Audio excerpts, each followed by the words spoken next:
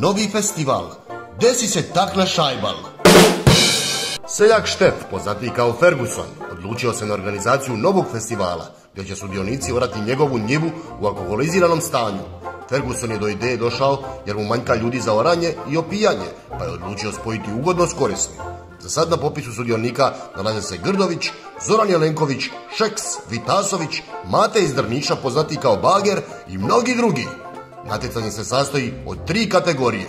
Vožnja traktora i eksavanje boce Pelinkovca. Vožnja traktora i eksavanje boce Štoka. Vožnja traktora i eksavanje boce domaće Travarice.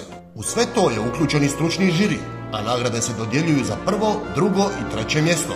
Pobjednik dobija još jedan krug na traktoru sa svojom omiljenom bocom alkohola, po želji, te ima priliku do kraja se razbiti od alkohola i besplatan prijevoz u hitnu pomoć na ispumpavanje. Gdje se tak na šajbo, Bog te ube?